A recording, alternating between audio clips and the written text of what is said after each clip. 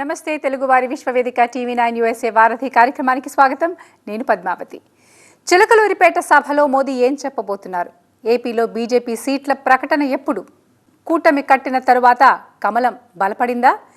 ఈ అంశాలపై మాట్లాడడానికి ఏపీ బీజేపీ అధికార ప్రతినిధి and central election manifesto committee member doctor Vinusha Reddy TV nine వారధిలో జాయిన్ అయ్యారు. ఇక వారితో మాట్లాడాలనుకునే NRIs calls numbers 914023490015, 914023490016. WhatsApp video call చేసిన నెంబర్ 8006036036. నమస్కారం అండి వినూషారెడ్డి గారు. నమస్తే పద్మావతి గారు.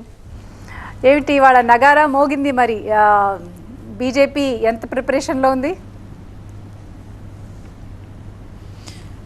పద్మావతి గారు, ఇవాళ ఎన్నికల నగారా మోగింది అండ్ నరేంద్ర మోడీ గారు స్వయానా చెప్పడం జరిగింది ట్వీట్ ద్వారా. ఆయన ఎప్పుడు ఒక మాట అంటుంటారు, ఎలక్షన్స్ వచ్చాయి అంటే నాకు ఎంతో ఉత్సాహంగా ఉంటుంది, అదే అపోజిషన్ పార్టీలకైతే వాళ్ళకి ఆ ఉత్సాహం ఉండదు అని. అంటే మా సిచ్యువేషన్ ఎలా ఉందంటే, బాగా ప్రిపేర్ అయ్యారు అనుకోండి ఎగ్జామ్కి స్టూడెంట్, వాళ్ళు ఎప్పుడెప్పుడు ఎగ్జామ్స్ వస్తాయా అని ఎదురు చూస్తూ ఉంటారు. ప్రిపేర్ కాని వాళ్ళు ఉన్నారు అనుకోండి, సాకులు వెతుక్కుంటూ ఉంటారు, ఎగ్జామ్ ఏదో విధంగా పోస్ట్పోన్ అయితే బాగుండని. గత 5 ఏళ్లుగా మీరందరూ గమనిస్తూనే ఉంటారు, నరేంద్ర మోడీ గారు దాదాపు ఎవ్రీ డే ప్రతిరోజు 12 నుంచి 16 గంటలు కష్టపడుతున్నారు. నేను ప్రధాన సేవకుణ్ణి అంటున్నారు. ఆ ఫలితాలు మనం ఈరోజు చూస్తున్నాం. గత 5 ఇయర్స్, అంతకుముందు 5 ఇయర్స్ మొత్తం కలుపుకుంటే 10 ఇయర్స్లో. సో ప్రజలకు మేము ఎంతో మేలు చేశాము, భారతదేశం ఎంతో పురోగతిని సాధించింది అన్ని రంగాల్లో కూడా. ఇంకా మంచి చేయాలి అంటే ఎలక్షన్ల ద్వారానే సాధ్యం. ఖచ్చితంగా రాబోయే ఎన్నికల్లో నరేంద్ర మోడీ గారి ప్రభుత్వ పనితీరు, చిత్తశుద్ధి చూసి ఈసారి మాకు 400కు పైగా మా కూటమికి సీట్లు ఖాయం అనే ఉద్దేశంతో, ఉత్సాహంతో మేము చేసిన పనితీరు ప్రజలకు వివరిస్తూ ఎంతో వినమ్రతతో మేము ఎన్నికలకు ఆల్రెడీ సిద్ధమయ్యాము. ఇంకా మాకు ఎన్నికల నోటిఫికేషన్ వచ్చిందంటే సంతోషమే కదండి. That's nice to know. Yeah, మీతో మాట్లాడడానికి మహేష్ ఉన్నారు కాలిఫోర్నియా నుంచి. మహేష్ గారు నమస్తే అండి. ఇద్దరికి 2 క్వశ్చన్స్ ఉన్నాయి madam. Yeah, BJP president Purandeswari గారు సెంట్రల్ గవర్నమెంట్ యూనియన్ మినిస్టర్కి ఆంధ్రప్రదేశ్లో క్యాష్ సేల్స్ ఆన్ లిక్కర్ జరుగుతున్నాయని, తర్వాత cheap liquor, sub standard quality liquor with synthetic chemicals use చేసి ప్రజల ఆరోగ్యాలు దెబ్బతీసే రకంగా క్వాలిటీ ఆఫ్ లిక్కర్ అంత బాగులేదు అని మీ బీజేపీ ప్రెసిడెంట్ గారు కంప్లైంట్ ఇచ్చారు. కానీ ఆ కంప్లైంట్ పైన ఎలాంటి యాక్షన్ లేదు, కాంక్రీట్ స్టెప్స్ లేవు సెంట్రల్ గవర్నమెంట్ నుంచి. ఎందుకు అంటే మీకు ఆంధ్రప్రదేశ్ ఇంకొక ప్రమాదకరమైనటువంటి విషయం ఏంటంటే, క్యాష్ సేల్స్ అంటే where is the transparency of the sale and is a possibility for the tax evasion also, right? కాబట్టి మీరు ఆంధ్రప్రదేశ్ వరకైతే కేంద్ర ప్రభుత్వం అసలు ఎందుకు స్పందించదు? ఆ సిబిఐ పనిచేయదు, ఈడీ పనిచేయదు, ఎన్ఐఏ పనిచేయదు ఎందుకు మేడం? ఏమైనా ఈ సీక్రెట్స్ ఏంటి అసలు? కవిత మేడంని అరెస్ట్ చేశారు, బాగుంది. ఇక్కడ దొంగను పట్టుకుంటే ఆంధ్రాలో కూడా ఒక గజదంగా ఉన్నాడు కదా, మరి అక్కడ ఎందుకు పట్టుకోరు? చెప్పండి. ఓకే, కాదు పద్మావతి గారు, మీరు ఈయన అడిగిన క్వశ్చన్స్లో 2 విభాగాలుగా మనం విభజించుకోవాలి. సార్, ఫస్ట్ ఆఫ్ ఆల్ మనది ఒక ఫెడరల్ స్ట్రక్చర్. మీరు లాస్ట్లో ఏమడిగారంటే ఈడీ ఎందుకు పట్టించుకోదు, సిబిఐ ఎందుకు పట్టించుకోదు, ఎన్ఐఏ ఎందుకు పట్టించుకోదు? ఈడీ అంటే ఎన్ఫోర్స్మెంట్ డైరెక్టరేట్. ఎన్ఫోర్స్మెంట్ డైరెక్టరేట్ ఎటువంటి విషయాల్లో ఆరా తీస్తుంది? మనీ ట్రయల్ ఎక్కడన్నా ఎస్టాబ్లిష్ చేశారనుకోండి, దానికి ఆధారాలు దొరకలేదు అనుకోండి, అటువంటి సందర్భాల్లో ఈడీ ఎంటర్ అవుతుంది. ఈ ఢిల్లీ విషయంలో అలాగే జరిగింది. అంటే వాళ్ళు అక్కడ ఏం జరిగింది, ఢిల్లీ ప్రభుత్వంలో వాళ్ళు తక్కువ కమిషన్కే ఒక రేట్, అంటే మన ప్రభుత్వం ట్యాక్స్ కట్టాల్సిన చోట అంతకన్నా తక్కువనే ఢిల్లీ ప్రభుత్వం తీసుకోవడం జరిగింది. దాన్ని లెఫ్టినెంట్ గవర్నర్ అబ్జెక్ట్ చేశారు. అక్కడ వాళ్ళు డబ్బులు డైరెక్ట్గా ప్రభుత్వ నేతలకు ఒప్పందం చేసుకున్నారు అని ప్రూవ్ చేయగలిగారు. మనీ ట్రయల్ ఎస్టాబ్లిష్ చేయగలిగింది. చాలా సింపుల్గా చెప్తాను. ఉదాహరణకి 100 రూపాయల బాటిల్ అమ్మారనుకోండి, ప్రభుత్వానికి ఒక 20 రూపాయలు కట్టాలనుకోండి, అది కట్టకుండా తగ్గించడం జరిగింది. దాన్ని గవర్నర్ అబ్జెక్ట్ చేశారు. ఈ అబ్జెక్ట్ చేసినప్పుడు ఎంక్వైరీలో ఈ ముడుపులో జరిగిన వ్యవహారం అంతా మనీ ట్రయల్ ఎస్టాబ్లిష్ అయ్యింది. అందువల్ల ఈడీ రంగంలోకి దిగింది. ఎలా అంటే అలా ఈడీ రంగంలోకి రాలేదు. ఖచ్చితంగా డబ్బు ఇల్లీగల్గా చేతులు మారితేనే వస్తుంది. సెకండ్ పాయింట్, సిబిఐ ఎంక్వైరీ ఎప్పుడు అడుగుతారు? రాష్ట్ర ప్రభుత్వం అన్నా అడగాలి. మా వల్ల కాదు, మేము చేతులు ఎత్తేసాము, లేకపోతే నిష్పాక్షపాతంగా ఒక ఎంక్వైరీ జరగాలి, ఇంకా హయ్యర్ అథారిటీస్ ఇన్వాల్వ్ కావాలి అని ఎయిదర్ స్టేట్ గవర్నమెంట్ రాష్ట్ర ప్రభుత్వం అన్న అడగాలి, కోర్ట్ అన్న చెప్తేనే సిబిఐ ఎంటర్ అవుతుంది. ఎవరు వెళ్ళి రిక్వెస్ట్ పెడితే సిబిఐ ఎంటర్ కాదు. ఇది రాజ్యాంగంలో రాస్తుంది. ఇప్పటి వరకు సిబిఐ అలాగే ఎంక్వైరీ జరుగుతుంది. And third point NIA, national investigative agency. ఇది ఎటువంటి విషయాల్లో జాతీయ భద్రతకు సంబంధించిన అంశంలో వస్తుంది.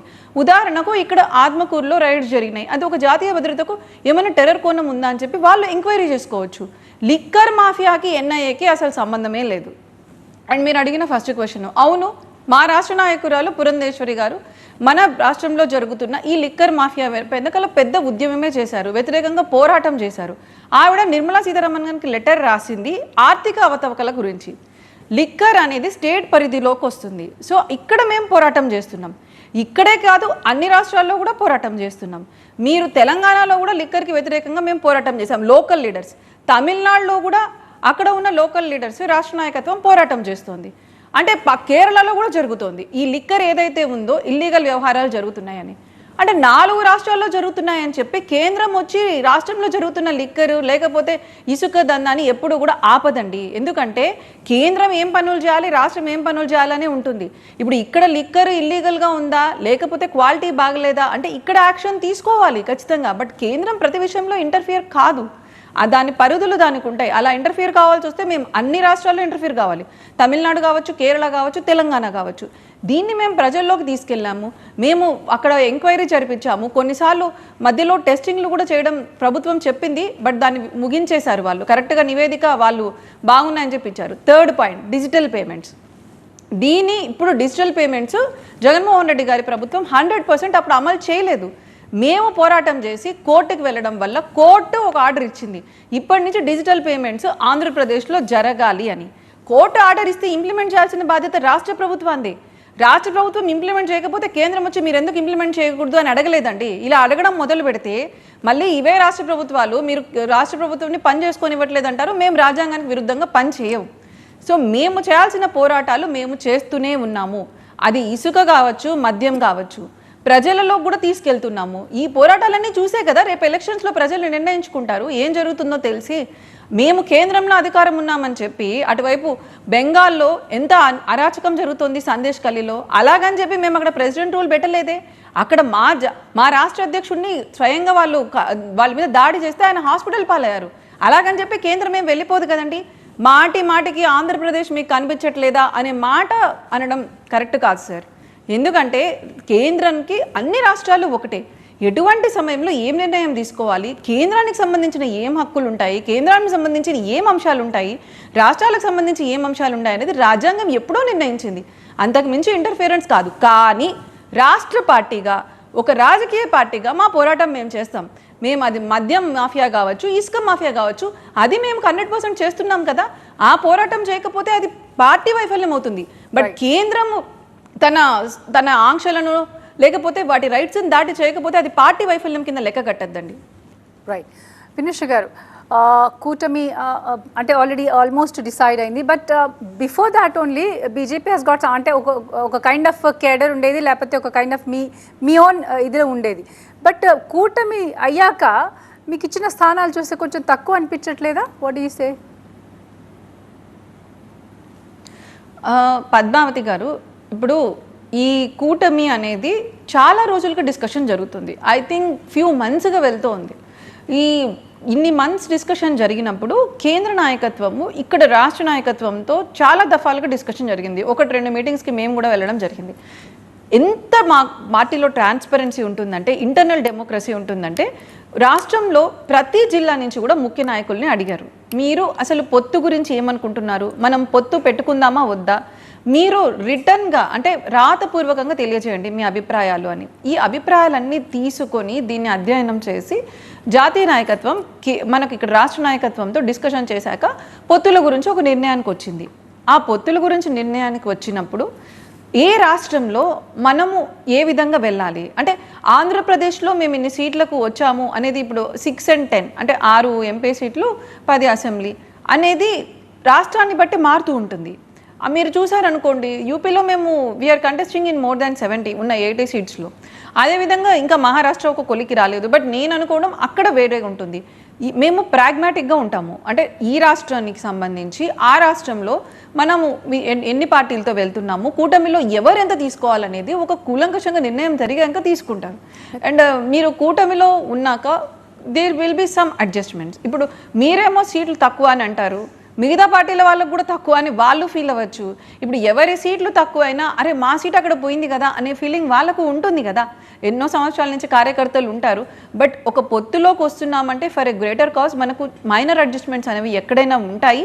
ఈ అడ్జస్ట్మెంట్స్ చేసుకోవడానికి ఇన్ని రోజులు డిస్కషన్ పట్టింది. And now as we have come to a conclusion. Adjustments ఉంటాయి for a greater cause. Right. Krishna ఉన్నారు షికాగో నుంచి. కృష్ణ గారు, గుడ్ ఆఫ్టర్నూన్ మేడం. మాట్లాడండి. గుడ్ ఆఫ్టర్నూన్ వీరేశ్వరరెడ్డి గారు. థ్యాంక్ యూ అండి. గుడ్ ఆఫ్టర్నూన్ అండి. అదేనండి, మన నందమూరి పురంధరేశ్వరి గారు అధ్యక్షున బీజేపీ పార్టీ చాలా మంచి డెవలప్మెంట్ అవుతుందండి, మంచి గైడెన్స్ ఇస్తున్నారని నాకు అనిపిస్తుంది. అదేవిధంగా మన ఇంతకుముందు పూర్వ అధ్యక్షులు వారు ఆయన మన సోమ్ వీరాజు చెప్పారు కదా సార్, ఒకసారి చెప్పారండి, మీరు యాజ్ ఎ డాక్టర్ మనకి ఏదైనా స్వచ్ఛమైన మెడిసిన్ ఏదైనా అంటే మందు ఆల్కహాలిక్ యాజ్ ఎ డాక్టర్ మీరు ఏమైనా ప్రిస్క్రైబ్ చేయగలరా మేడం? స్పెసిఫిక్ బ్రాండ్ అయితే ఎంత తాగినా మనిషికి అనారోగ్యం కుదరదు రాదు అని భవిష్యత్తులో అటువంటి లిక్కర్ ఏవైనా మనం బీజేపీ వాళ్ళు ఏపీలో తక్కువ ధరలకి ఏమైనా భవిష్యత్తులో మన చంద్రబాబు నాయుడు గారితో మనం ఏమైనా ఆంధ్రప్రదేశ్లో ఒక చీప్ మంచి లిక్కర్ అందరికీ అందుబాటులో 24/7 అందరికీ తాగడానికి అనువుగా ఉండే పథకం ఏదైనా మనం ఏమైనా భవిష్యత్తులో ఇంట్రడ్యూస్ చేయగలుగుతామా మన నందమూరి పురంధరేశ్వరి గారు ఆధ్వర్యంలో మన పార్టీ? అది నాకు కొద్దిగా తెలియజేస్తారేమో ఆశిస్తున్నాను మేడం. Thank you. కృష్ణ గారు, మీరు నిజంగా నందమూరి పురంధేశ్వరి గారు, దగ్గుబాటి పురంధేశ్వరి గారు అధ్యక్షురాలు అయ్యాక చాలా అంశాల మీద పోరాటం చేయడం జరిగింది. దాంట్లో అంటే ఇప్పుడు మెయిన్గా మన సోర్స్ ఆఫ్ ఇన్కమ్ చూడండి. రాష్ట్రం ఇప్పుడు ఇటువంటి క్లిష్ట సమయాల్లో కూడా, అది కోవిడ్ కావచ్చు, అంత క్లిష్ట సమయాల్లో కూడా ఫస్ట్ వాళ్ళు ఓపెన్ చేసింది మద్యం దుకాణాలనే. మద్యము, ఇసుక అనేవి ఒక మాఫియాలాగా ఏర్పడిపోయి ఒక మెయిన్ సోర్స్ ఆఫ్ ఇన్కమ్ అయిపోయింది. అంటే స్వయంగా అసెంబ్లీలో ముఖ్యమంత్రి, మంత్రులు ఇప్పుడు మేము మద్యం అమ్మి పథకాలకు డబ్బులు ట్రాన్స్ఫర్ చేస్తున్నామని యాక్సెప్ట్ చేసిన పరిస్థితి. ఇక్కడ ఏం జరుగుతుందంటే మీరు అన్నట్లు ఇక్కడ రెండు విషయాలు.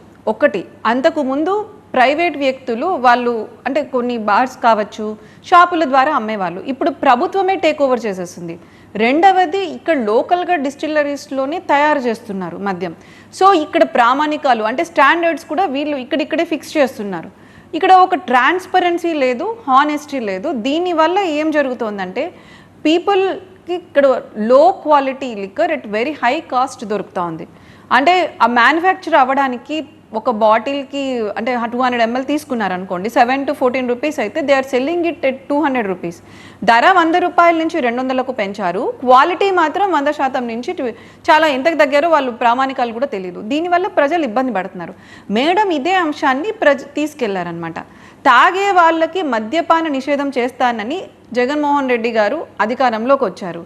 కానీ నేను మద్యం రేట్లు పెంచడం వల్ల మద్యపాన నిషేధం తెస్తున్నానని చెప్పడం ఎంతవరకు కరెక్ట్? It's hypocrisy. తాగాలనుకునే వాళ్ళు 100 రూపాయలు పెట్టినా తాగుతారు, 200 పెట్టినా తాగుతారు. సో యావరేజ్గా అంతకుముందు 3000 అయ్యే ఖర్చు ఇప్పుడు డబల్ అయిపోయింది. అండ్ దాంతోపాటు ఆరోగ్య సమస్యలు. నేను మొన్న దీని గురించి ఎలక్షన్ మేనిఫెస్టో కమిటీలో పాల్గొనడం జరిగింది. దాంట్లో మాకు మద్యం నియంత్రణ ఎలా తీసుకురావాలి అనే దాని మీద డెఫినెట్గా ఒక చర్చ జరిగింది. మేడం గారి ఆధ్వర్యంలో మేము కొన్ని నిర్ణయాలు తీసుకున్నాము. ఇప్పుడు పొత్తు కూడా కుదిరింది కాబట్టి regulation of alcohol in Andhra Pradesh will be a priority. అంటే ఏ విధంగా తేవాలి, మద్య నియంత్రణ తేవాలి. ఫస్ట్ మద్యపాన నిషేధం చేయాలంటే ఫస్ట్ మద్య నియంత్రణ ఎలా చేయాలనే దాని గురించి మేము చర్చించాము. దాంట్లో ముఖ్యంగా డీ అడిక్షన్ సెంటర్స్. ఇప్పుడు అలవాటు పడిపోయిన వాళ్ళు మానాలంటే ధరలు పెంచితే మానరండి. ప్రతి జిల్లాలో ఒక డీ అడిక్షన్ సెంటర్ పెట్టాలని అనుకున్నాము. ఇవన్నీ బేసిక్ డిస్కషన్స్ మేము మేనిఫెస్టో బయట పెట్టినప్పుడు చెప్తాము. ఇలానే కాకుండా ధరల నియంత్రణ, దాంతోపాటు క్వాలిటీ మేనేజ్మెంట్. ఇప్పుడు పెట్రోల్ బంక్స్లో ఎలాగైతే మనకు టెస్టింగ్ మెకానిజమ్స్ ఉంటాయో, మీరు కావాలంటే పెట్రోల్ టెస్ట్ చేసుకోవచ్చు, అదేవిధంగా ఒక ట్రాన్స్పరెంట్ మెకానిజంని మనం ఎక్కడైతే సెల్ చేస్తున్నారో అక్కడ. అండ్ దాంతోపాటు year by year reduction of the dependence తగ్గించుకుంటూ, మనకు కేవలం మద్యం మీద వచ్చే ఇన్కమ్ డిపెండెన్స్ తగ్గించుకుంటూ రావాలి. ఇలాంటి ఎన్నో మెజర్స్ మేము డిస్కషన్ చేయడం జరిగింది. Just 15 days back I was there in the election manifesto committee.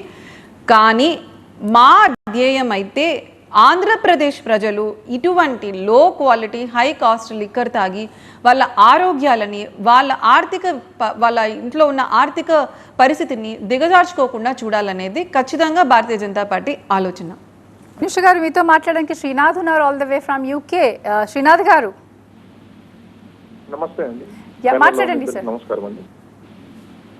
ఇప్పుడు అదొక డౌట్ అండి. ఇప్పుడు మీరు పొత్తులో భాగంగా టీడీపీ అండ్ జనసేనతో కలిసి వెళ్తున్నారు కదా. నా క్వశ్చన్ ఏంటంటే, మీరు ప్రత్యేకంగా అటువంటి మేనిఫెస్టో తోటి వస్తారా, లేదు అంటే ఇప్పుడు టీడీపీ జనసేన ఉన్న మేనిఫెస్టో ఏంటంటే జగన్ ఓడించాలి. జగన్ ను ఓడిస్తారు సరే, మీకు ఏం చేద్దామనేది ఉంది, మీ ప్రపోజల్ ఏంటి, స్టేట్ నెల ముందుకు తీసుకెళ్దామనేది మీకు ఏమైనా ఐడియా ఉందా లేదా? ఒకటి. ఇప్పుడు ప్రజెంట్ ఉన్న స్టేట్ లో ఉన్న సిచ్యువేషన్ ఏంటంటే, సెంట్రల్ గవర్నమెంట్ ని నమ్మే పరిస్థితి లేదండి. ఎందుకంటే ఇక్కడ స్టేట్ లో అన్ని స్టేట్స్ లో సమానంగా మీరు జిఎస్టీని కలెక్ట్ చేస్తున్నారు, కానీ డిస్ట్రిబ్యూషన్ వైజ్ వచ్చేసరికి యూపీ వంటి మీరు ప్రభుత్వం ఉన్నటువంటి రాష్ట్రాల్లో ఎక్కువగా మీరు డిస్ట్రిబ్యూట్ చేస్తున్నారు.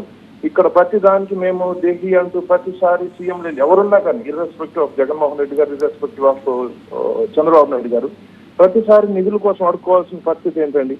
ఈ పరిస్థితిలో మిమ్మల్ని జనాలు నమ్ముతారని మీరు ఆశిస్తున్నారా?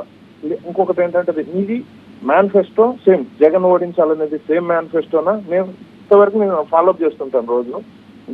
గడిచిన 50 days నుంచి ఫాలోఅప్ చేస్తుంది ఏంటంటే, జగన్మోహన్ రెడ్డి ఓడిపోవాలనేదే కానీ స్టేట్ కి మేము ఏం చేస్తాం అనేది ఒక్కరు కూడా చెప్పట్లేదండి.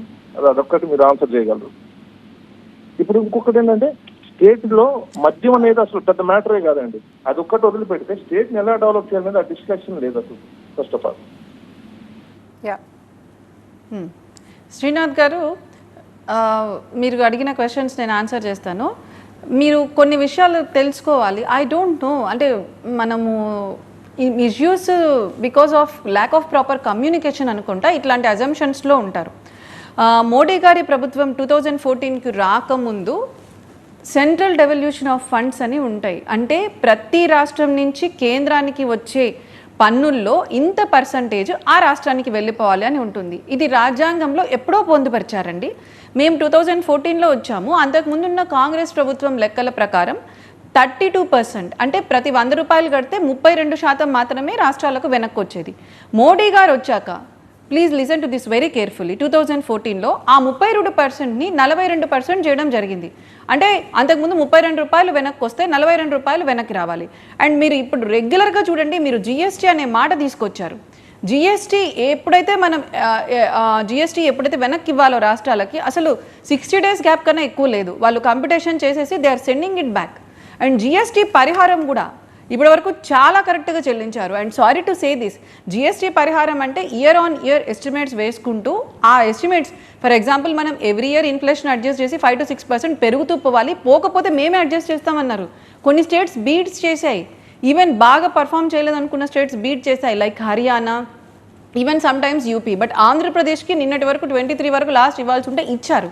అండ్ దీంట్లో ఇట్ ఈస్ అన్డిస్ప్యూటబుల్, ఎవ్రీ మంత్ మీకు లెక్కతో సహా రాష్ట్రానికి రావాల్సిన సొమ్ము వెనక్కి వస్తుంది. రాజ్యాంగం ప్రకారం రావాల్సిన హక్కులతో ఒక్క రూపాయి కూడా, అది ఆంధ్రప్రదేశ్ కావచ్చు, బీహార్ కావచ్చు, కేరళ కావచ్చు, వెనక్కి రాకుండా పోయే క్వశ్చన్ లేదు.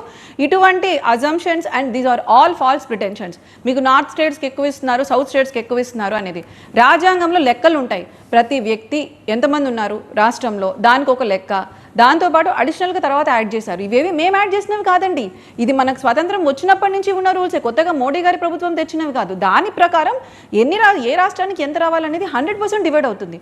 మోడీ గారు గుజరాత్లో ఉన్నప్పుడు 2003 నుంచి కూడా పైన కాంగ్రెస్ ప్రభుత్వమే ఉంది, ఆయన కూడా ఈ సిచ్యువేషన్ ఫేస్ చేసే ఉంటారు. Gujarat it contributes a lot to the economy of India. కానీ ఎప్పుడు ఇలా మాట్లాడలేదండి, మేము ఇంత ఇచ్చేసాము, మీరు మావన్నీ డబ్బులు తీసుకెళ్ళిపోతున్నారు అని. Maharashtra it alone contributes to more than 20% of personal income tax, but వాళ్ళు ఎప్పుడు అలా చెప్పలేదండి. బట్ మనకు ఈ మధ్య ఇటువంటి డివిజన్ ఎందుకు స్టార్ట్ అయిందంటే అవగాహన లేకుండా ఆ ఇండియా కూటమి నార్త్ సైడ్ డివైడ్ చేయడానికి తెస్తున్నారు. But I'm giving you clarity, అటువంటిది ఏమీ లేదు. అండ్ మీరు సెకండ్ అడిగిన ఇష్యూ ఏంటంటే ఇప్పుడు ఎలక్షన్లోకి మీరు ముందు ఏం చెప్పబోతున్నారు అని. సో నేను మీకు క్లారిటీ ఇవ్వదలుచుకున్నాను. మొత్తం భారతదేశంలో 2020 అంటే కరోనా వచ్చిన టైంలో మన్రేగా కింద దగ్గర 1,70,000 కోట్లు రిలీజ్ చేయడం జరిగింది. ఆంధ్రప్రదేశ్ వాజ్ హైయెస్ట్ అండి, 10,000 కోట్లు తీసుకుంది ఆంధ్రప్రదేశ్. మొత్తం ప్రధానమంత్రి ఆవాస్ యోజన కింద 1 కోటికి పైగా ఇల్లు శాంక్షన్ అయ్యాయి అంటే మోడీ గారి ప్రభుత్వంలో. ఆంధ్రప్రదేశ్కి 20 లక్షల ఇల్లు వచ్చాయి అంటే ప్రతి 5 ఇళ్లలో 1 ఇల్లు ఆంధ్రప్రదేశ్ది. ఆయుష్మాన్ భారత్ స్కీమ్ తీసుకోండి, మొత్తం దేశమంతా ఉంది కదా, బట్ అందరికన్నా బెనిఫిషియరీ సెకండ్ హైయెస్ట్ ఆంధ్రప్రదేశ్. మీరు ఫస్ట్ ఉత్తరప్రదేశ్ ఉంటుంది, బట్ వాళ్ళు 22 వాళ్ళు జనాభా ఎంత అండి 20 కోట్లకు పైగా ఉంది. సో మీరు ఏ స్కీమ్ తీసుకున్నా ఎక్కడ ఆంధ్రప్రదేశ్కి లోటు వచ్చిందండి? మొన్న 112 నేషనల్ హైవేస్ ఇనాగ్రేట్ చేశారు మోడీ గారు 1,00,000 కోట్లతో. You know what is the contribution of Andhra Pradesh? 28. అంటే 112లో 28 ఆంధ్రప్రదేశ్కి ఎందుకు వస్తున్నాయండి? అదేవిధంగా 500 వందే భారత్ ట్రైన్లు ఒకే రోజు మోడీ గారు లాంచ్ చేశారు 80,000 కోట్లతో. Our Andhra Pradesh got 42. మీకు ఎక్కడ మీకు తక్కువ అనిపిస్తుంది? 112లో 25 నేషనల్ హైవేస్ అంటే 5 ఒకటి కాదా? నిన్న 28 న్యూ టెర్మినల్స్ ఇంట్రడ్యూస్ చేశారు ఎయిర్పోర్ట్కి, దాంట్లో 3 మన రాష్ట్రానికి ఉన్నాయి. ప్లీజ్ నిజాలు చెప్పండి, లేకపోతే మిస్కమ్యూనికేషన్ వస్తే తెలుసుకోండి. దయచేసి ఇంత పెద్ద ఛానల్ మీద వచ్చి నాకు నిజాలు చెప్పకుండా ఉంటే really I feel very sad. మీరు అంటున్నారు మాకు కామన్ ఎజెండా ఏంటని. మాకు election manifesto already it is in the process. నేను సెంట్రల్ ఎలక్షన్ మేనిఫెస్టో కమిటీలో కూడా ఉన్నాను. ఈసారి ఎలక్షన్ మేనిఫెస్టో కమిటీ మేము ఇక్కడ కూర్చొని రాయట్లేదండి. నేను ఈరోజు మీకు జరిగేది ఏందో చెప్తున్నాను. మేము ప్రజల నుంచి అభిప్రాయాలు తీసుకోవాలనుకుంటున్నాము. మొత్తం దేశవ్యాప్తంగా 1 కోటి మంది ప్రజలతో కూడా అభిప్రాయాలు తీసుకుంటాం 3 విధానాలుగా. ప్రచార రథాలు ఏంది, ఒక రథం ప్రతి గ్రామానికి ప్రతి జిల్లాకు వెళ్తుంది. ప్రజల నుంచి మీరు ఏం కావాలని కోరుకుంటున్నారు అని ఒక పేపర్ మీద రాస్తే దాన్ని ఫిల్టర్ చేస్తాం, ఆ బాధ్యత మాది. రెండవది సోషల్ మీడియా ద్వారా మీరు కూడా చేయొచ్చు, ట్విట్టర్ ద్వారా, ఇన్స్టాగ్రామ్ ద్వారా, ఫేస్బుక్ ద్వారా. మీరు ఏదైనా సజెషన్ చెప్పాలనుకుంటే please you are open to it. లేదంటే మిస్డ్ కాల్, ఒక మిస్డ్ కాల్ ఇచ్చేసి 900 దానికి మిస్డ్ కాల్ ఇవ్వండి. మీరు ఏం చెప్పదలుచుకున్నారో చెప్పండి. మేము ఈ సజెషన్స్ అన్ని ప్రజల నుంచి తీసుకొని ఒక మేనిఫెస్టో తయారు చేస్తాం. We will come. Bharatiya Janata Party ముందుకు వస్తుంది. అండ్ మీరు మరీ జగన్ గారిని ఓడించడమేనా అంటున్నారు. ఇక్కడ ఎవరిని ఓడించాలనేది కాదండి. నేను మీకు చిన్న విషయం చెప్తాను. ఆంధ్రప్రదేశ్ పరిస్థితి ఇప్పుడు ఎలా ఉందంటే, చదువుకున్న వ్యక్తుల్లో గ్రాడ్యుయేట్స్లో 100 మందిలో 24 మందికి ఉద్యోగం లేదు, అంటే 24%. 4 చదువుకుంటే 1కి ఉద్యోగం లేదు. ఇది ఈరోజు ఆంధ్రప్రదేశ్ పరిస్థితి. మీరు జిఎస్జిడిపిలో ప్రభుత్వం గ్యారంటీలు అప్పులు పెట్టిన దాంట్లో అగ్రస్థానంలో ఉంది. అది ఆంధ్రప్రదేశ్ పరిస్థితి. రైతుల ఆత్మహత్యల్లో అగ్రస్థానంలో ఉంది, 1వ స్థానంలో ఉంది. అది ఆంధ్రప్రదేశ్ పరిస్థితి.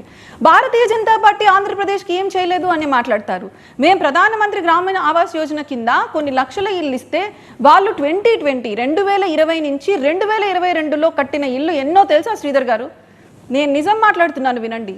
0 ఒక్క ఇల్లు కట్టలేదు ప్రధానమంత్రి ఆవాస్ యోజన గ్రామీణ్ కింద. సో ఈ వీటన్నిటిని మేము పైనుంచి ఎంత చేసినా కొన్ని పనులు కింద చేయాల్సి ఉంటుంది. రాష్ట్రమే కదండి. ఆ రాష్ట్రం మేము ఇన్ని నిధులు ఇస్తున్నా చేయకపోతే ఎట్లా? 1,20,000 కోట్లు ఇచ్చాము సాగర్మాల కింద, 30,000 కోట్ల పనులు మాత్రమే చేయగలిగారు.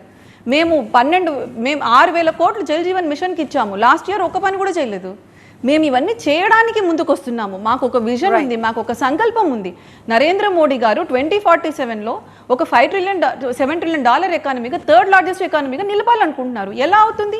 అన్ని రాష్ట్రాలు కలిస్తేనే, ఆంధ్రప్రదేశ్ అభివృద్ధి చెందితేనే, అన్ని రాష్ట్రాలు అభివృద్ధి చెందితేనే దేశం అభివృద్ధి చెందుతుంది. రైట్ వినుష గారు, మీతో మాట్లాడడానికి మాధవి ఉన్నారు టెక్సాస్ నుంచి. మాధవి గారు నమస్కారం అండి. నాది 2 క్వశ్చన్స్ అండి.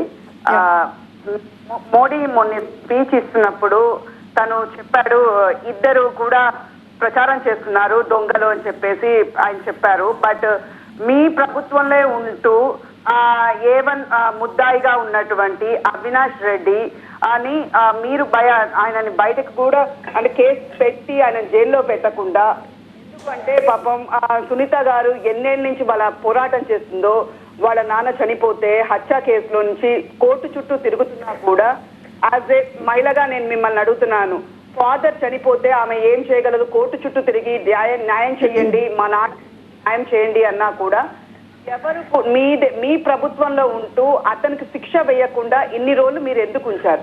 మీరు ఏ విధంగా ప్రజలకు చెప్తున్నారు? సిబిఐని ఎందుకు ఇంత అస్పష్టంగా తయారు చేస్తున్నారు మీరు? ఎందుకంటే ఇమీడియట్ గా యాక్షన్ తీసుకోవాలి. 5 years ఒక కేసు సిబిఐ చేస్తుందంటే ఇంకా ఎన్ని కేసెస్ అలా పెండింగ్ ఉంటాయో ఒక్కసారి మీరు ఆలోచించండి.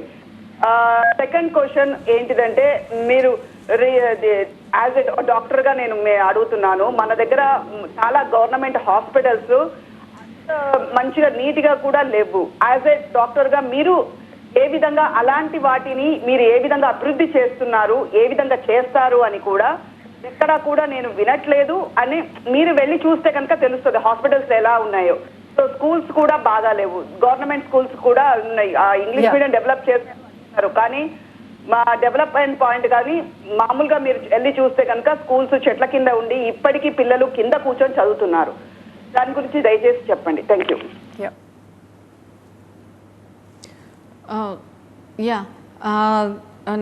నమస్తే అండి. మీరు అడిగిన ఫస్ట్ క్వశ్చన్కి ఆన్సర్, సిబిఐ అనేది central bureau of investigation of India. అంటే అది ఒక ఇండిపెండెంట్ అటానమస్ బాడీ అండి. అంటే మీరు అడిగారు కాబట్టి నేను చెప్తున్నాను.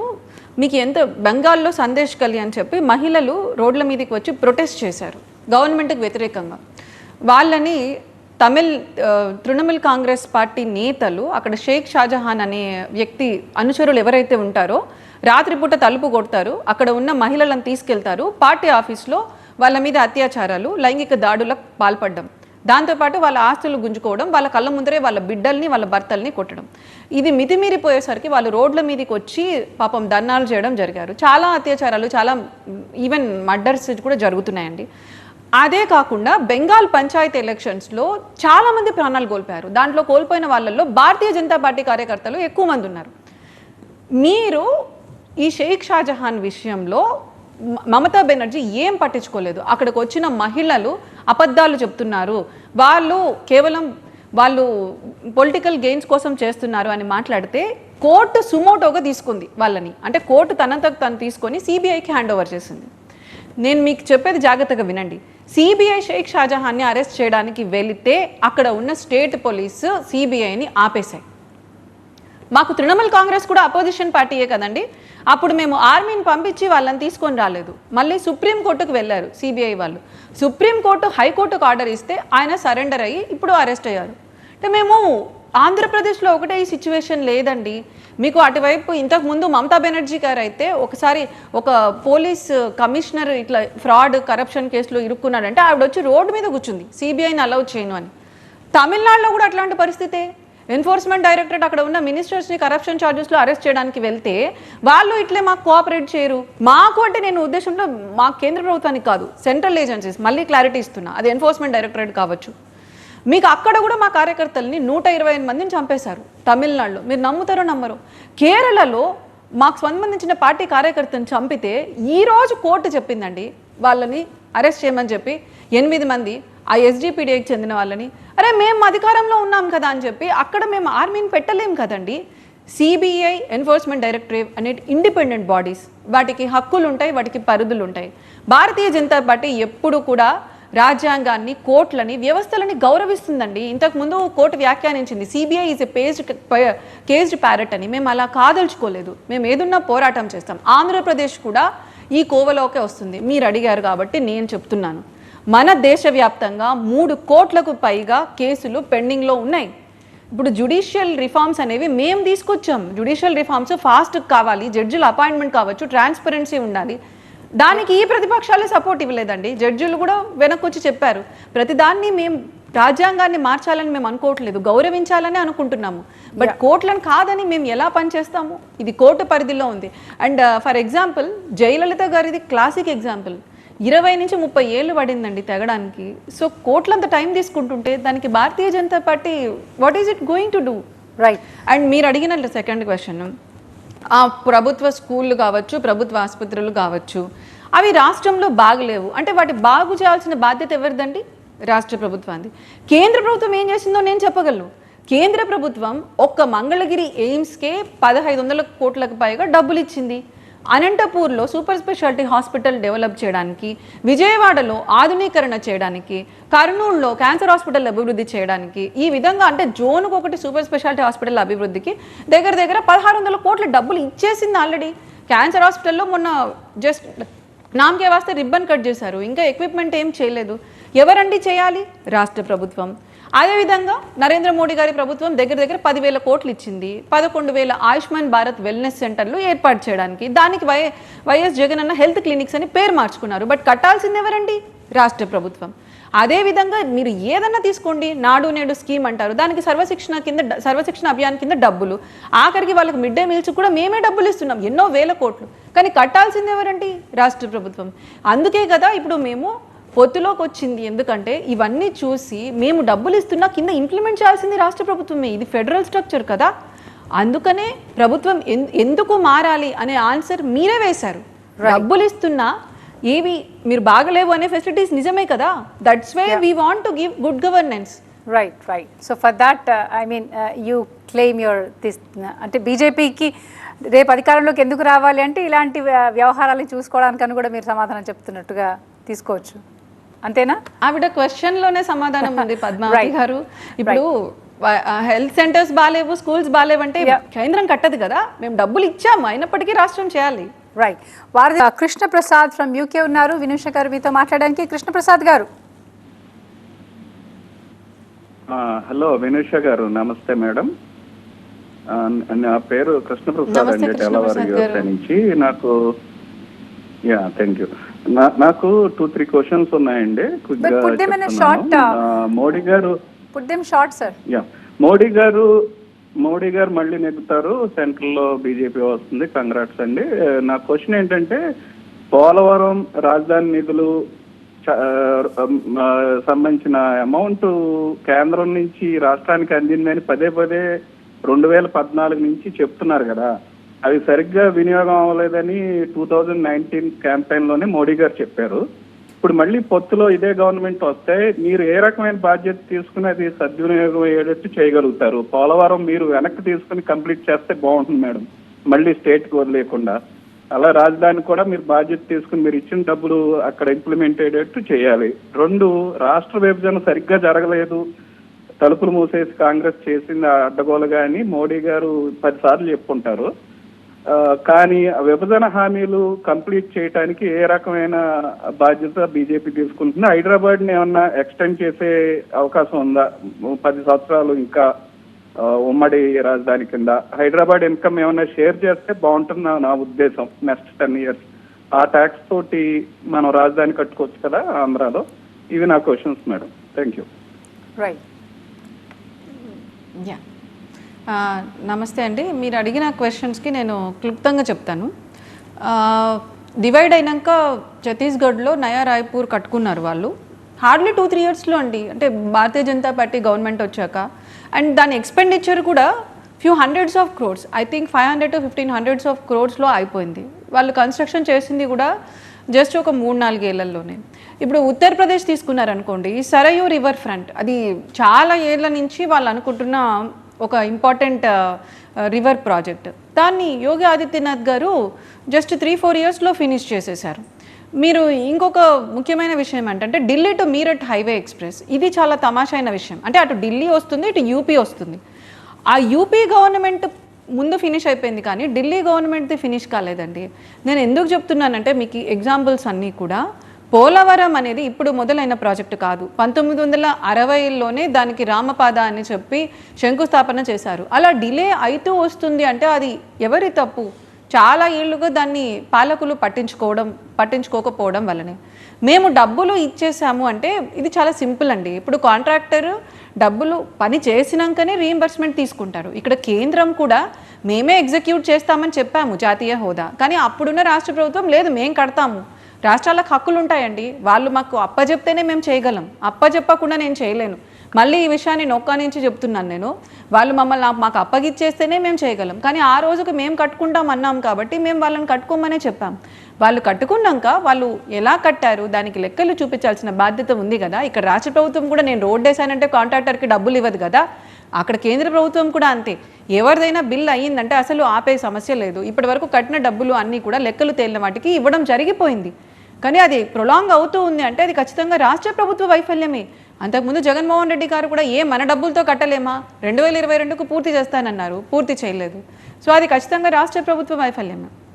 మీరు ఇంకొకటి, మేము పార్లమెంటుని, కొత్త పార్లమెంటుని కూడా శంకుస్థాపన చేసినాక ఒక 1.5 to 2 yearsలో కట్టేశాము.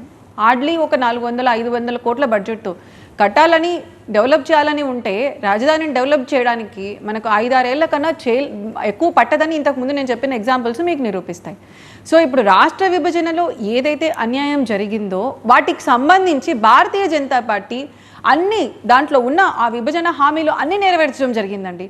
దాంట్లో 11 సెంట్రల్ ఇన్స్టిట్యూట్స్ ఉన్నాయి, మేము 19 ఇచ్చాం. నేను మొత్తం పేర్లు చెప్పగలను: IIIT, IIT Tirupati, IISCR Tirupati, national institute of packing and design Kakinada, మీరు ఎయిమ్స్ మంగళగిరి, IIM వైజాగ్, ఇలా చెప్పుకుంటూ పోతే ఇవి కాకుండా నాసిన్ మొన్న మేము అనంతపూర్లో ఓపెన్ చేసి వచ్చాం, ఇనాగురేట్ చేసి వచ్చాం.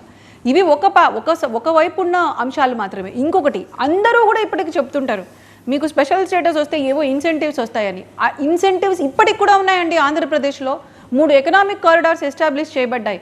ఒకటి తిరుపతి శ్రీ సిటీ, కొప్పర్తి కడప, ఇంకొకటి వైజాగ్. ఇక్కడ చేసుకున్న వాటికి పరిశ్రమలకు రాయితీలు వస్తున్నాయి. They are already existing. మీరు లేదని ఎవరు చెప్తున్నారు? ఉన్న వాటిని ఆ ఎకనామిక్ కారిడార్స్ వేసింది కూడా మేమే. వైజాగ్ చెన్నై ఒకటి, బెంగళూరు చెన్నై ఒకటి, చెన్నై హైదరాబాద్ ఒకటి, వీటన్నిటిని డెవలప్ చేసి మేము విభజన హామీలన్నీ నెరవేర్చాము. 90%కు పైగా. వెనకబడిన జిల్లాలకు కూడా 50 కోట్ల చొప్పున మేము జిల్లాలకు ఇవ్వడం కూడా జరిగింది. 1850 కోట్లకు పైగా ఇవ్వడం జరిగింది. వాటిని ఏ విధంగా యూటిలైజ్ చేసుకుంటే అనేది రాష్ట్ర పరిధిలో ఉంటుంది. అండ్ ఒక్కటి నేను చెప్పగలను, ఇది నా మాట కాదు, నరేంద్ర మోడీ గారి మాట.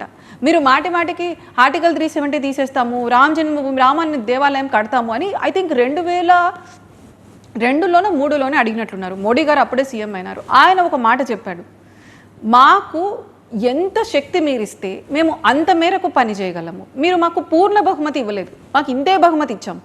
దాంట్లో మేము ఎంత పనులు చేయగలమో వాజ్పేయి గారి ప్రభుత్వం అంతే చేసింది, అప్పటికి కూడా తెచ్చింది. నేషనల్ హైవేస్ వాజ్పేయి గారి హయాంలో వచ్చినవే, సర్వశిక్షా అభియాన్ వాజ్పేయి గారి హయాంలో వచ్చినవే. మాకు పూర్ణ బహుమతి ఇచ్చిన రోజు మేము పూర్తి సామర్థ్యంతో పనిచేస్తాం. అది దేశంలోనే కాదు, అన్ని రాష్ట్రాల్లో కూడా వర్తిస్తుంది. పూర్ణ బహుమతి ఇచ్చినప్పుడు ఉత్తరప్రదేశ్ ఇప్పుడు ఎలా మారిందండి, జంగిల్ రాజ్ నుంచి ఇన్వెస్ట్మెంట్ రాజుగా మారింది. అదేవిధంగా పూర్ణ బహుమతి వచ్చిన రాష్ట్రాలు మీరు కంపేర్ చేసుకోండి. త్రిపుర చూడండి, అస్సాం చూడండి, అవి ఎంత డెవలప్ అవుతున్నాయి. జమ్మూ అండ్ కాశ్మీర్ ఎవరైనా అనుకున్నారా? అక్కడ దాదాపు మేము 6 years నుంచి ఉన్నాము, సెంట్రల్ గవర్నమెంట్ అధీనంలో ఉంది. నా 2 కోట్ల మంది వెళ్తున్నారు కాశ్మీర్కి. నేను అదే విజ్ఞాపన చేస్తున్నా మిమ్మల్ని, మీరు భారతీయ జనతా పార్టీకి శక్తి ఇవ్వండి. మీరు ఎంత శక్తి ఇస్తే భారతీయ జనతా పార్టీ ఆ రాష్ట్రాన్ని అంత అభివృద్ధి చేయగలుగుతుంది. రైట్. వినూష గారు, పద్మావతి గారు చెప్పండి. యా, అంటే నిన్న మొన్నటి వరకు 1-1 అనుకున్న పోటీ కాస్త ఇప్పుడు 1-multiple అయిపోయింది. I think you got me.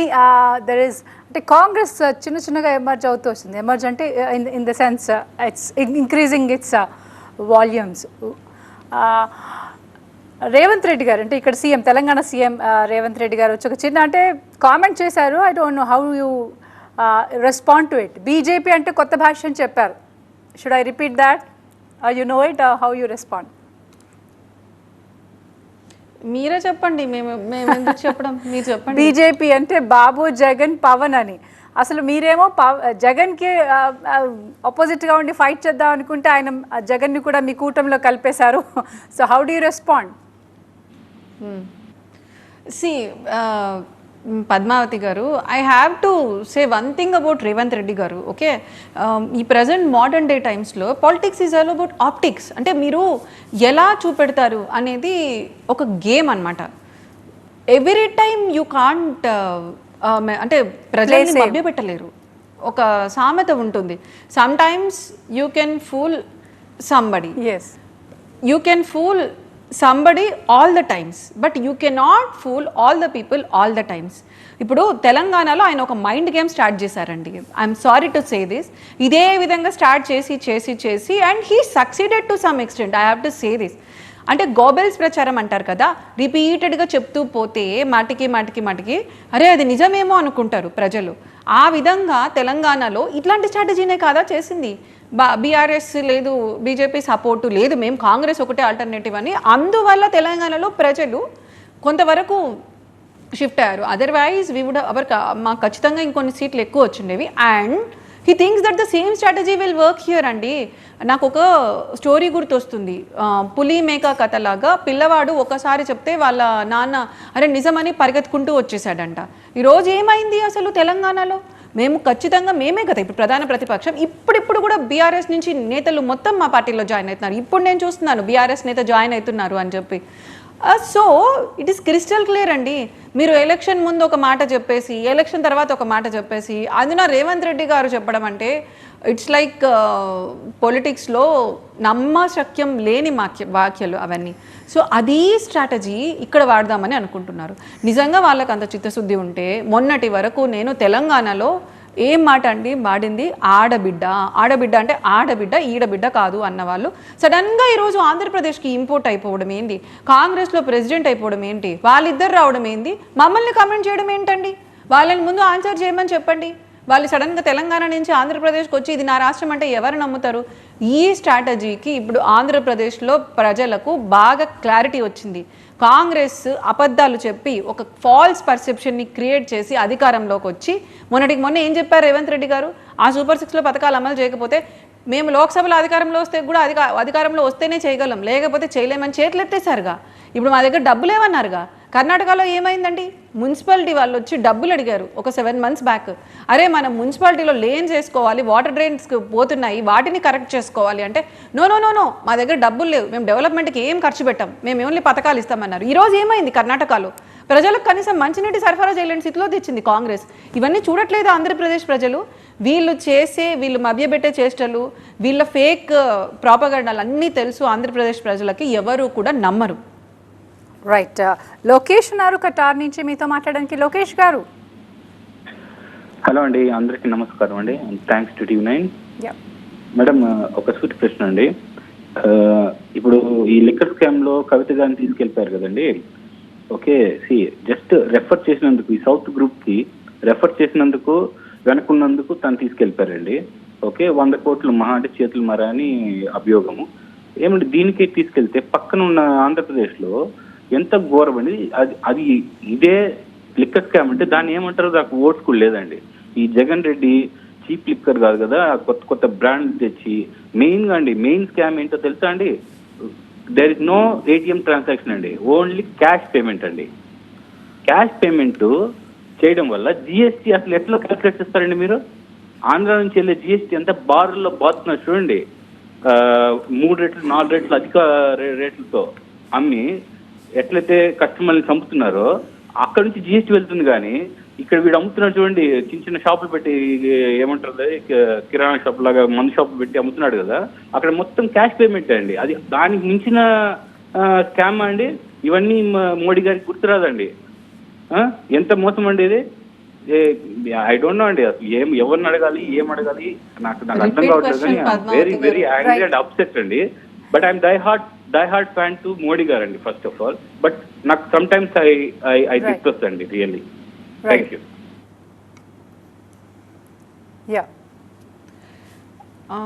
Do you want to respond? Lokesh garu, it's a straightforward repeat question. You say already I answered. think I responded it in an elaborate manner. అంటే ఎగ్జాక్ట్గా మీరు చెప్పిన దానికి నేను I answered that question already. మళ్ళీ నేను repeat చేస్తే digital payments ఈరోజు జరుగుతున్నాయంటే అది భారతీయ జనతా పార్టీ పురంధేశ్వరి గారి నాయకత్వంలో చేసిన పోరాటమేనండి. I want to repeat this Lokesh గారు. బికాజ్ మేమే కోర్టుకు వెళ్ళి మేము వేయడం వల్ల కోర్టు చెప్తే చేయాల్సి వచ్చింది. And I want to repeat again and again, కేంద్ర పరిధులు కేంద్రంలో ఉంటాయి. ఆంధ్రప్రదేశ్ భారతీయ జనతా పార్టీనే కాదు, తమిళనాడులో భారతీయ జనతా పార్టీ, కేరళలో భారతీయ జనతా పార్టీ, తెలంగాణలో భారతీయ జనతా పార్టీ కూడా మద్యంకి వ్యతిరేకంగా పోరాటం చేసింది. సో ఈ పోరాటాలు అనేవి ఉంటాయి. బెంగాల్లో కూడా మేము చాలా ఇష్యూస్ ఫేస్ చేస్తున్నాము. ఆడవాళ్ళ మీద అత్యాచారం జరుగుతుందంటే కూడా అక్కడ గవర్నమెంట్ కోఆపరేట్ చేయట్లేదు. అట్లని మోడీ గారు వచ్చి స్వయంగా మీరు ఏమీ చేయరు. మీరు ఒక మాట అన్నారు చూడారా, కేవలం 100 కోట్లు మాత్రమే చేరు మారింది అని. మీరు మోడీ గారి ఫ్యాన్ అని చెప్పి నేను ఈరోజు మీకు ఒక మాట చెప్పదలుచుకున్నానండి. మోడీ గారు 4 విషయాలకి వ్యతిరేకంగా ఆయన ఈ ఎలక్షన్ మీద వెళ్తున్నారు. ఒకటి, అందులో అత్యంత ముఖ్యమైనది కరప్షన్. ఈరోజు కూడా ఆయన చాలా క్లియర్గా చెప్పడం జరిగింది, కరప్షన్ని మేము ఎటువంటి పరిస్థితుల్లో కూడా ఎంకరేజ్ చేయము అని. దానికి తగినట్టే మనం ఎన్నో కార్యపాలు జరుగుతున్నాయి. ఉదాహరణకి అంతకు ముందు కూడా ఈడీ ఉంది, ఇప్పుడు కూడా ఈడీ ఉంది. కానీ అంతకు ముందు ఈడీకి ఎటువంటి హక్కులు లేవు. మేము 2015లో పిఎంఎల్ఏ చట్టాన్ని సవరణ చేశామండి. అంతకుముందు ఎవరన్నా ఐపీ పెట్టారనుకోండి, వాళ్ళ ఆస్తులు మనం తీసుకునే హక్కు లేదు. మోడీ గారి ప్రభుత్వం తీసుకొచ్చింది. అందువల్ల ఇప్పుడు మేము ఎన్ని తెలుసా జప్తు చేసినవి 1,20,000 కోట్లకు పైగా మేము ఆస్తులు జప్తు చేయగలిగాం. అంతకుముందు ₹1 క్యాష్ కూడా, ఒక ఆస్తులు కూడా జప్తు చేయాలి. 5,000 కోట్లు మాత్రం జస్ట్ ఈ విధంగా చేసుకోవచ్చు అని చెప్పారు. బట్ మేము అటాచ్ చేసాం. మేము క్యాష్ హ్యాండ్ ఓవర్ చేసుకుంది దగ్గర 15,000 కోట్లు. కరప్షన్ని రూట్ అవుట్ చేయడానికి మోదీ గారి ప్రభుత్వం కమిట్ అయి ఉంది. సో మీరు మోదీ గారికి ఫ్యాన్ కాబట్టి అన్నాను కాబట్టి నేను ఈ విషయం చెప్తున్నాను. Believe our honourable prime minister, కరప్ట్ని హీ విల్ నెవర్ స్పేర్. అది ఏ పార్టీ అయినా అండి, irrespective of any party. Right, Balaram ఉన్నారు కువైట్ నుంచి మీతో మాట్లాడడానికి. బలరాం గారు. నమస్కారం మేడం. యా, మాట్లాడండి. నమస్కారం మేడం. కంటిన్యూ. మేడం, మేము కోవిడ్లో పనిచేస్తాను మేడం. మాట్లాడండి. కోవిడ్లో పనిచేస్తున్నాము. మాకు ఇంటర్నేషనల్ ఎయిర్పోర్ట్ లేదు మేడం. ఇక్కడ డిమాండ్ చేస్తున్నాము కువైట్లో. ఇంటర్నేషనల్ ఎయిర్పోర్ట్ లేదు. మేము కువైట్ నుంచి రావాలంటేనే మెడ్రాస్కి రావాలి, లేకుంటే హైదరాబాద్కి పోవాలి, లేకుంటే బెంగళూరుకి వెళ్ళాలి. మీ చాలా రోజుల నుంచి ధర్నా చేస్తున్నాము. కానీ మాకు ఇంటర్నేషనల్ ఎయిర్పోర్ట్ తిరుపతి ఇవ్వలేదు మేడం. మాకు ఇంతకుముందు భారతీయ జనతా పార్టీలో అశోక్ గజపతి రాజు ఉన్నాడు మంత్రిగా, అప్పుడు తెలుగుదేశం ప్రభుత్వం ఉన్నప్పుడు మేడం మాకు ఇంటర్నేషనల్ ఎయిర్పోర్ట్ కావాలి madam. Tirupati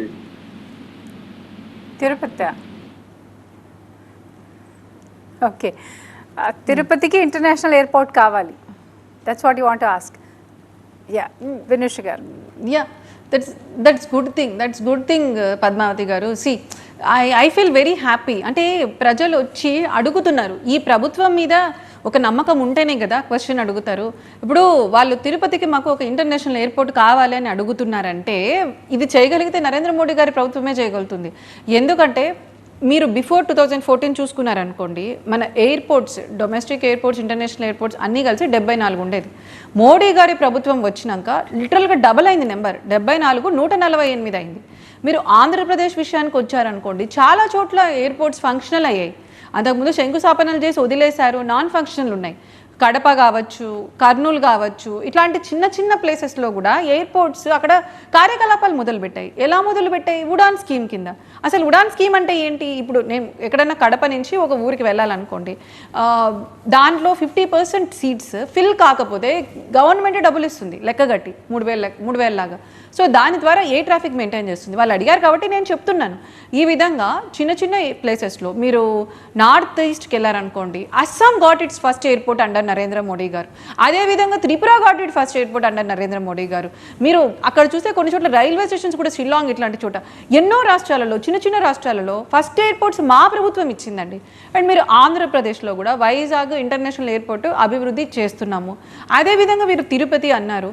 we will see the air traffic అండి. అంటే డిమాండ్ ప్రతిదీ ఉంటుంది. ఇప్పుడు నాకు కూడా, నేను కర్నూలులో ఉన్నాను, కర్నూలు నుంచి అన్ని చోట్లకు ఏమంటారు, if I want to come to many places, అంటే ఢిల్లీ, బాంబే, అన్ని చోట్లకు ఉంటే బాగుంటుంది, నాకు ఈజీగా ఉంటుందని అనిపించవచ్చు అక్కడ ఉండే వాళ్ళకి. వాళ్ళు చెప్పిన డిమాండ్ న్యాయమే. డెఫినెట్గా మీరు చెప్పారు కాబట్టి నేను ఈరోజు ఎలక్షన్ మేనిఫెస్టో కమిటీలో ఆయన చెప్పారని చెప్పి ఈ డిమాండ్ నేను ఉంచుతాను. కేంద్ర ప్రభుత్వం దీన్ని ఖచ్చితంగా పరిశీలిస్తుంది. ఎయిర్ ట్రాఫిక్ ఎంత ఉంది అంటే అక్కడికి వచ్చి ఇంటర్నేషనల్ ట్రావెలర్స్ ఎంతమంది ఉన్నారని చూసి ఫీజిబుల్ అయింది అనుకోండి, we will take it up. But మీరు చూసారా ఇప్పుడు ప్రజలు డిమాండ్స్ కూడా దే ఆర్ ఇంక్రీజింగ్. మాకు ఒక ఇంటర్నేషనల్ ఎయిర్పోర్ట్ కావాలి అని అంటున్నారంటే అది నెరవేర్చగలిగితేనే కదా అడుగుతారు. మీరు చెప్పిన డిమాండ్ని డెఫినెట్గా నేను మేనిఫెస్టో కమిటీకి సో బీజేపీ అధికారంలోకి వస్తే అంటే you will look after the wellness and welfare of the people, right? అది డెఫినెట్గా పద్మావతి గారు మీకు చేంజ్ అనిపించట్లేదా? You are not feeling the change? Right. Thank you Vinusha గారు for your valuable time. Thank you very much. ఇది ఈరోజు వారధి. చూస్తూనే ఉండండి TV9.